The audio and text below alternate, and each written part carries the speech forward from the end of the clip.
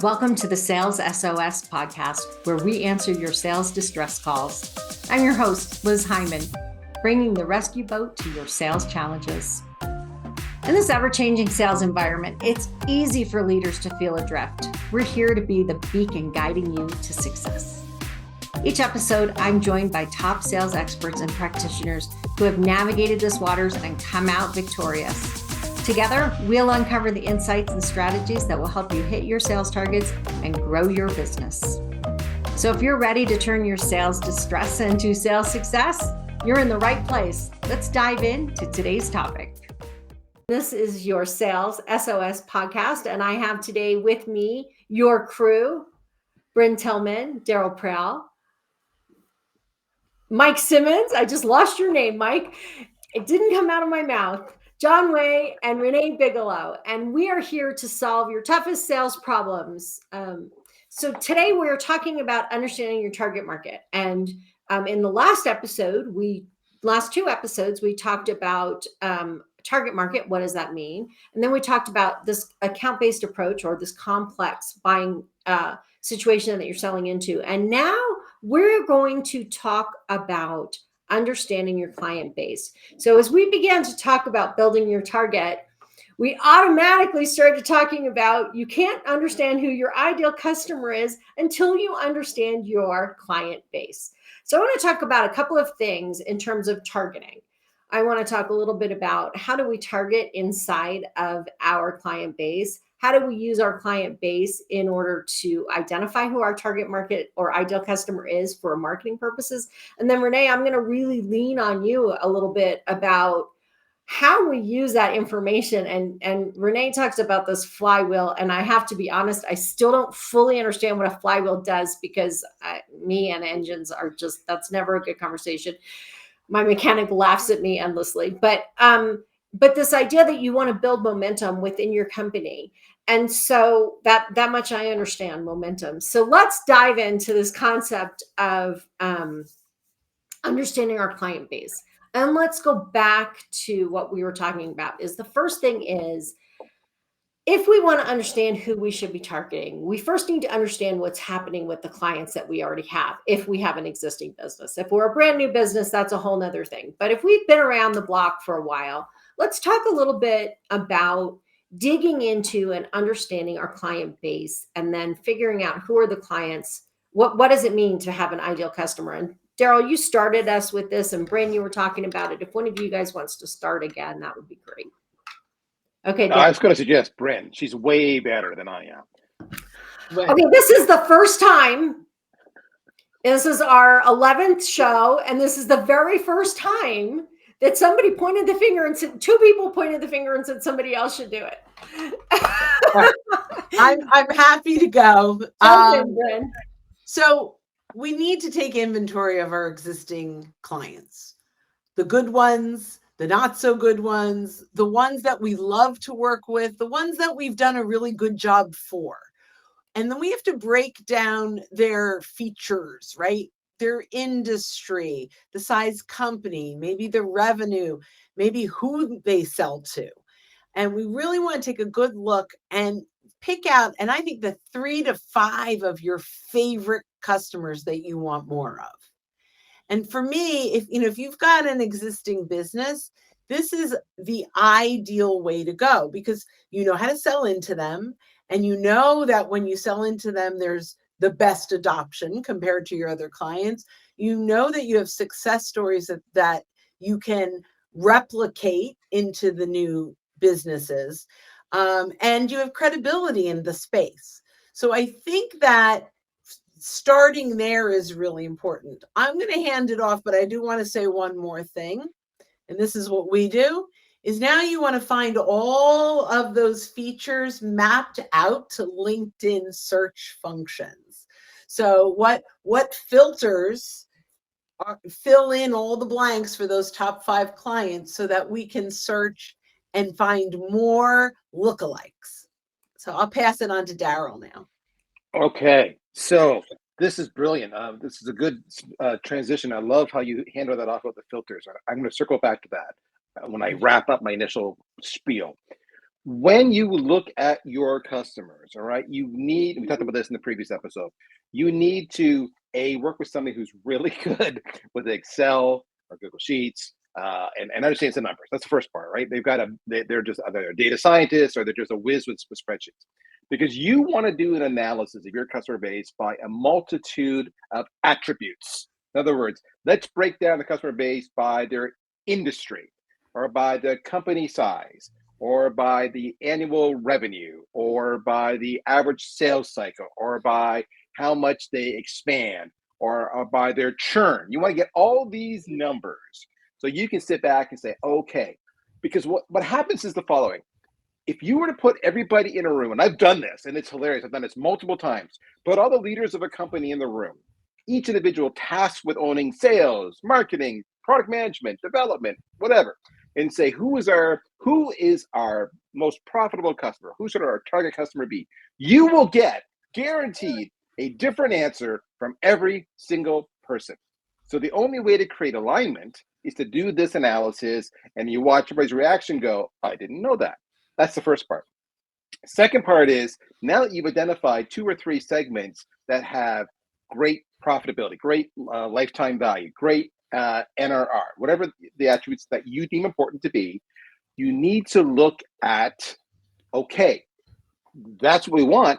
So if we were to take that and look for, that exact audience and go bigger and go hard after them, what's my total addressable market? Because what you're going to find is 9 times out of 10, you've got something that's so specific that the total addressable market isn't big enough for you to prospect and feed the sales machine and get enough conversions to hit your revenue numbers. You got to do that funnel math. So sometimes you need to look at multiple segments, or you need to expand to adjacent markets to build upon what you got. Finally, exactly where Bryn started, this is me bringing it full circle, your sales and marketing, your revenue teams need to be able to find these people. And if you cannot filter on them using LinkedIn, using Hoovers, using ZoomInfo, using whatever tools you're using, then it's all for naught. Now, last thing I will say, no one's talked about this yet. You've got all the data, you can find the people, you can build your ideal customer profiles, but what you need to do now is get all the key stakeholders to physically go and talk to your customer base to make sure you actually understand the pain points and the impact it's having. Marketing sucks for doing this, all right? Sales will say, we live it, we breathe it every single day. But of course, sales tends to go to where they're comfortable. So even they often have a skewed point of view. So you need to talk to these people and really build up a full ideal customer profile with personas for your whole buying committee, so that you understand how to filter. And then you got to map it back to top of filter, top of funnel, middle of funnel, and bottom of funnel to map out a whole go-to-market strategy. That's a long-winded point of saying, how do I do this? But that's, it doesn't just stop with doing that analysis. That analysis is foundational. It creates alignment, and then it helps you grow to actually be successful. If you don't do this, if you drop any of those steps along the way, you will fail. Mic drop. Mike, Liz, did you want to say something? Yes, yeah, go ahead, Renee. I was just going to, I was going to add in, I think that the quantitative, obviously, definitely, you will find things that nobody in the company realizes, and it really is. It's not that hard. It is tedious, but it is important. But once you do that, the qualitative is the step that I find most people skip, and it is even more important. I can't tell you the number of times that I have asked a founder to connect me when we need to go through and redo the strategy, revisit go-to-market, figure out all of these things, where they've connected me with someone that they say is their top customer. And when I get into the conversation to do some qualitative research to understand why they are a raving fan, why they love it, why they have high adoption rates, why they'll pay anything for it, the value that they get is different than what the entire company thinks the value they're getting is. And it can skew who you think your top customer is.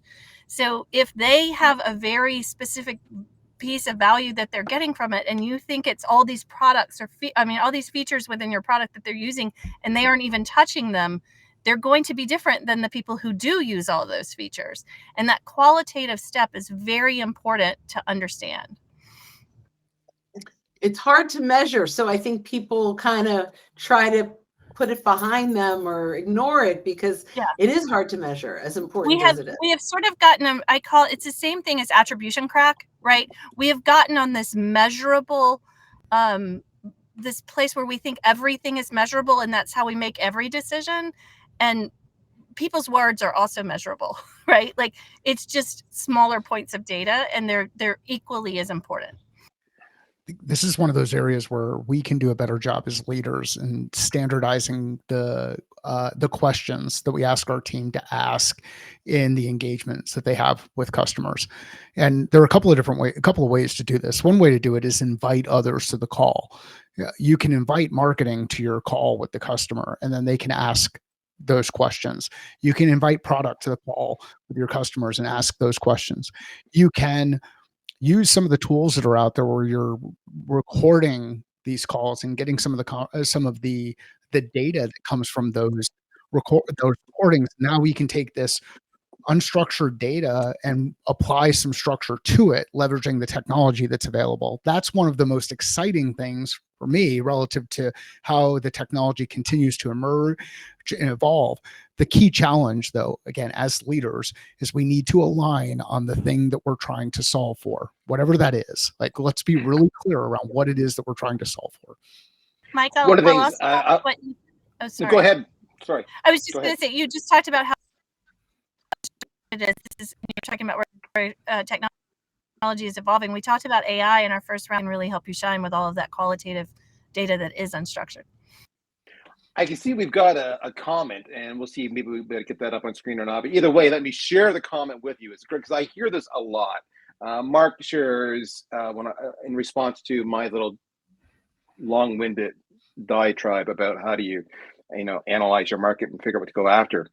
Perfect, thank you. What if your marketing budget only allows you to focus on your target audience and you're not able to engage with those who are in the larger target market who could be your customers? Love that. It's a constraint. I have a resource constraint. It could be money, as it is in this example. It could be people. It could be both. Could be other ones. All right. So I would love to get other people's points of view, but this is what I've done in those situations where I have no money, but I want to go after those other people. Then what I do is I invoke this wonderful thing called dark social. And dark social really simply means I'm going to go after all the places these people live whom I can't spend money on to get in front of. I can't pay for, Google ads. I can't pay for influencers, but I can become a mini influencer in their social channels, in their event, in their community. I can speak, I can make content, I can mail it to them because mail is relatively free. All right. So that's what I tend to do. I insert myself. I make a lot of video content, do a lot of podcasts, do a lot of webinars. Those are negligible costs. They are an effort. I will admit that.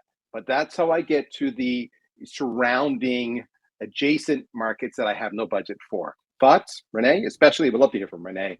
But I think Bryn and Mike might have an opinion here too. 100%. I'm just going to build on what you said for the most part, with an angle to it, which is, Liz, I'm coming to the flywheel. And that is, you have a customer base that is very happy and you are addressing that with your marketing, right? Now you leverage them to help you bring more people in. So you definitely do everything Daryl said, but what you want to do further is build a community of the people who do love what you do and get them to help you with those efforts to create more demand. So you have that community talking about how this solved their problem, about the same problem that your is, right? Where you're aligned around purpose or a way you're solving, and you get them talking about it. For instance, is taking a sliver of your marketing budget and putting it towards some initial that enable your customers to amplify what they have to say that's positive about us that you share. So you're kind of building that tribe and making it easy. some enablement type things to make it easy for them, things that help. John, did you want to say something? Thanks, Renee. I was going to say something tangential to kind of like what you guys are talking about. You guys, it sounds like a lot of the comments that you guys have is about using customer base to expand to new customers or new logos. One thing that I thought, especially because I'm in SaaS, one of the things, we touched upon this in the last episode is about adoption. I think one good thing for you to take a look at for your customer base, especially the ones that are highly profitable, is to understand how the adoption got there. Because a lot of times, especially in SaaS, you're kind of going bottom up approach, right? You're trying to land team by team by team, as opposed to enterprise all push down, top down. So you kind of need to understand how in your top customer, your most profitable customer, how the adoption got to where you got to. Because one thing that I've learned, probably painfully, is the fact that you cannot rely on the customer to push adoption for you. It's not going to happen unless you make it happen. So you need to understand what success activities happen to make that happen. And then you can try to replicate it against all of your other customers that maybe are not as profitable or didn't have as much licenses being sold or something like that. That's what I was going to say. Okay, Brandon, go ahead. Thanks, John. Thank you. And that was great, John. I'm going to go back and Renee and Daryl for a minute. One of the things that as salespeople we tend to do is we go to our clients and say, who else do you know that's like you that could use me? And they shrug and say, can't think of anyone right now. So I'm going to go back to LinkedIn, and this allows us as a tool to search and filter their connections to identify a list of people that they know that we want to meet and ask for introductions or permission to name drop or to help us invite them to an event or whatever that might look like. So Mark's question was, when I don't have a budget, what can I do? That's free. The second thing I would do is go back to my clients and say, who are your other trusted advisors that you're buying from? And now I want to meet them because we are potentially fabulous referral partners. Couple things come from this. Number one, if I reach out and say, hey, Daryl, you and I both work with Liz Hyman. I was talking with her. She says she loves working with you. I thought it might make sense, or she thought it might make sense for the two of us to get to know each other. We get on a call, we build rapport. Now, two things happen from here. Number one, obviously, we're going to build rapport around Liz, but we're going to ask about what other clients are we working with. That's natural, and we can make some introductions for each other. But the second piece of this is because Daryl came in referred from Liz, I feel good referring him to John and to Mike and to Renee, because it's not just some random vendor that I'm having a conversation with. He came in vetted, and he'll feel comfortable introducing me as well. Now, can I just finish one last piece and then I'm done? When you go and I say to my client, who are your trusted advisors around X, Y, and Z? And they're like, we've had some issues. You now have the perfect opportunity to introduce them to people in your network. And so that's all free. It's time, but you don't need a marketing budget to do that well. And what I was going to say is I want to dive more into that in our next segment when we talk about target lists and growing. So no, that's okay. Bryn is always 3 steps ahead of me. I don't know what to do about it, but that's where we live. No, it's perfect. It's perfect because we're going to dive into that some more as we start talking about how do we target, how do we create a target list, and how do we market to it? How do we reach it? So I want to go back just for a second to something that Daryl said really early on in the process. When he was talking, when this discussion, when he was, process comes out of my mouth. When we started this discussion and he was talking about really digging into the data and figuring out what is there. And I think there's a really important part of this conversation that we missed or that Daryl kind of said, but didn't really dig into. And that is how much misperception we have about who our good or bad clients are. So one of the first things that I see when I walk into a company is, this is our largest client. They're 40% of our revenue. And I dig in with them and discover that every month they lose money on that client. So in essence, they work really hard to keep that client. They have to get a whole bunch of other clients and charge them more to support that client. So everybody comes into work every day to support that client that is not profitable. So the first, and when you ask, and Daryl, I know you've done this, which are your profitable clients? No one can tell me.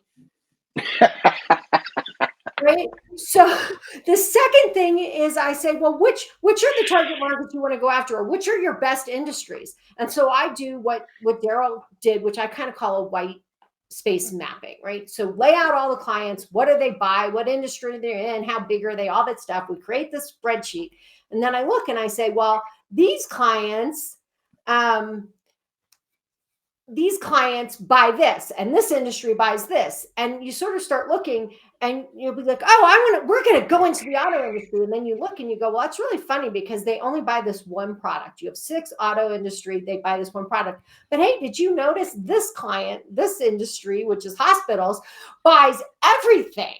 They just don't buy a lot of it. So maybe we can figure out how to get them to buy more of it, right? So actually looking at the data and going, what does this tell me? One, about the clients that I have and how I might grow them, because that's part of targeting. That's part of sales, is growing our existing accounts. But then how do I use that to figure out what I could be doing differently? Can I get these clients who are only buying one thing to buy more? Do I want more of this kind of client, or do I want more of this kind of client? Is this product more profitable and these clients buy my least profitable product? Then maybe I should, right? So there's so much in there that we can learn from if we're willing to put aside our perceptions and actually look at it and understand it. Does anybody want to add or comment on that? You can use data to tell whatever story you want it to tell. I think the big question is, are you giving the data enough space to tell the story that it can tell? And it's nuanced. I get it. There are times where we will use data to reinforce preconceived notions and biases and ideas around what we want to work inside the strategy. And we struggle with identifying where the potential gaps are, where are the things that we want to change, what else do we want to test. Another challenge with the data is, if people don't know what question to ask, what information to get, or how we want to categorize that information, then it becomes, there's this bias that can get created that something's not there when it actually is there, and it just is being misreported. So take time, work with your data science team, your data analytics team, your RevOps team, whatever team you have that is excited about working through data, and ask them to look at the data that you have available and see if they can come up with something interesting or something useful out of the data that already exists inside your systems. Many of you have those technical people inside your organizations, but you forget to go and ask the question. And the cool thing about asking the question is, many of those people will like to help you because they're trying to figure out a way that they can help drive revenue inside the business that they're working in, better ways that they can serve customers. So ask better questions of your people, you'll get better answers. I want to build on something quickly here. Sorry. Mike's triggered me. Way to go, Mike. I have seen way too many times where I'm working with fellow leaders, often CEOs or investors, who have a preconceived notion of what they think the answer is. And they go scouring the CRM to build a case to defend their already predetermined notion. So let's be political and bureaucratic for a minute. If you're not good, or you don't have access to a resource who can do the counter analysis, then you will go down a long road that's not gonna, it's gonna have a dead end. That's a bad euphemism, but you get the idea. So part of being successful in the revenue pursuits is actually knowing enough to actually present counter arguments and hashing it out, and having the courage of your convictions, but having manners and etiquette to deliver your feedback in such a way that it's heard.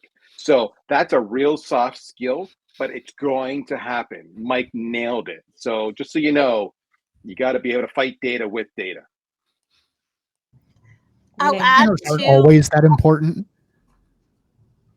What's that? Daryl's the nice Canadian that's on here, and he said sorry and all those kind of things. But like manners aren't always important. Sometimes they're not. sometimes you You're need to right. have private conversations with people to make sure you understand the agenda and perspective and find out what they're trying to drive, and then figure out how do you get back aligned around what the organization mission or organizations. And alignment is the brilliant word, but otherwise, shut up, Simmons. No one wants to talk to you. Go ahead, Renee. Come on, Renee. I'll add two thoughts to that. One is often that big client that's unprofitable, there is a reason that we're focused on it, right? But everybody needs to be aware and understand what that reason is. If you're a startup and you get a big logo, that could be a huge stepping stone to the next step, and that might be an unprofitable client, right?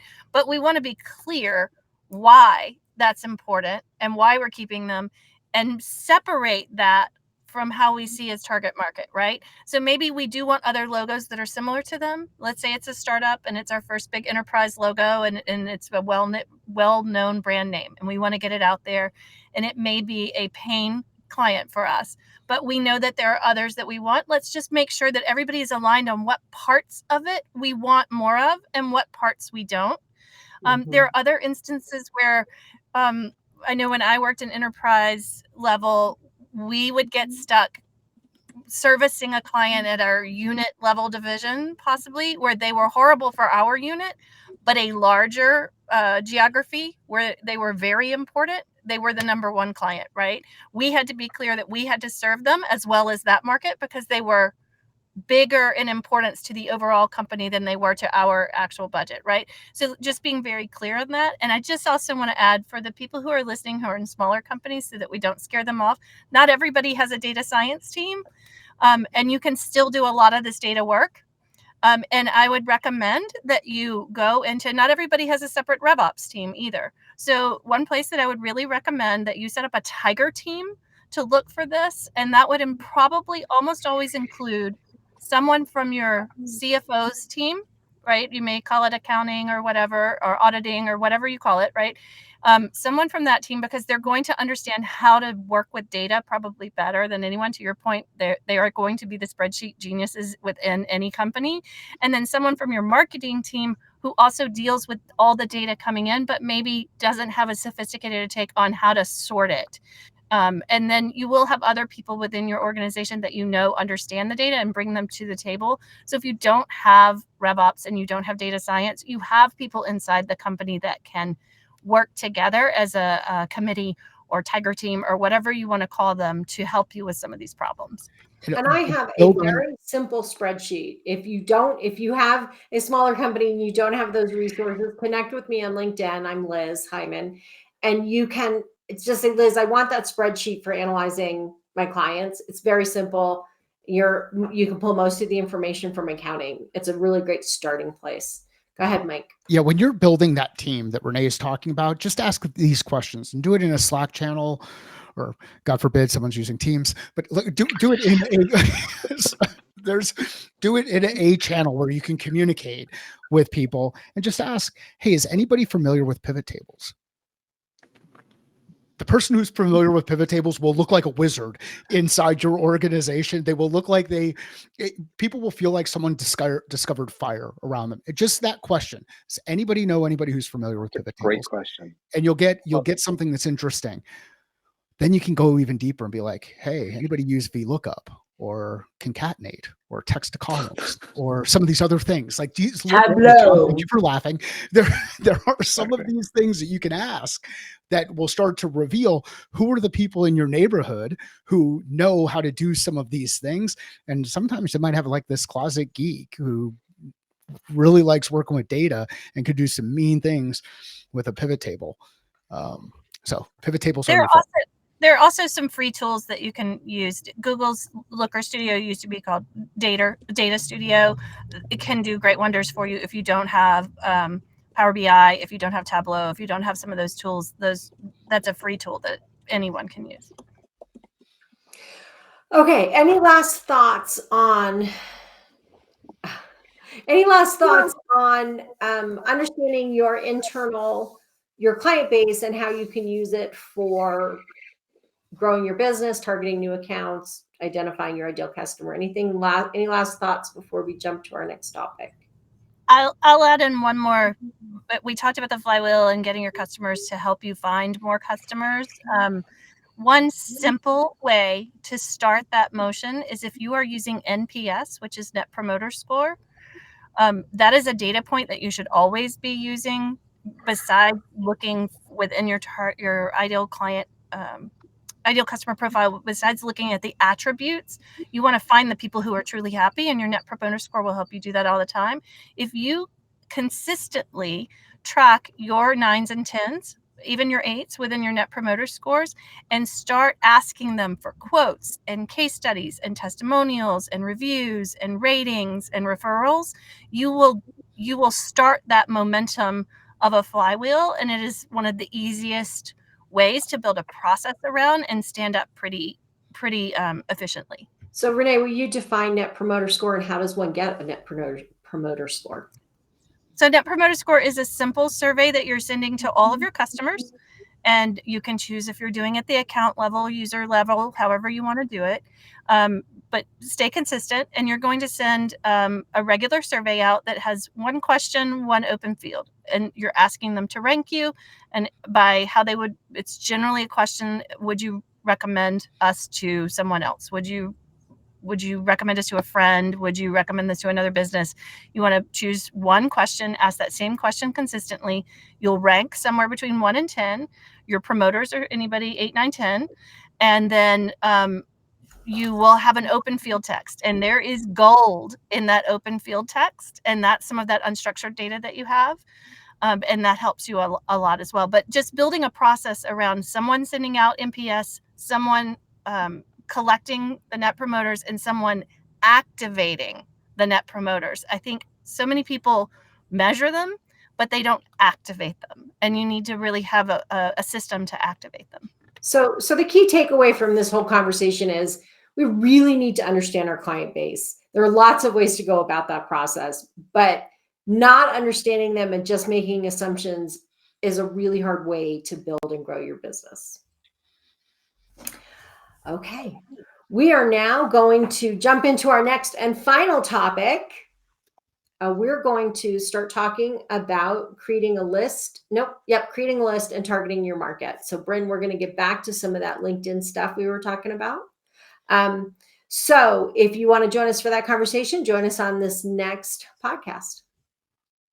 And that's a wrap of this episode of the Sales SOS podcast. A huge thank you to our experts for throwing us a lifeline with their insights. We hope today's episode has equipped you to navigate the sales seas with confidence. Never miss an episode. Subscribe to the Sales SOS podcast on your favorite platform. If you have questions, comments, or topics you'd like us to explore, join us live on LinkedIn every second Friday, or share your questions on YouTube or LinkedIn. Until next time, keep sailing towards those sales goals. I'm Liz Hyman, your captain here at the Sales SOS podcast, saying smooth sailing and successful selling.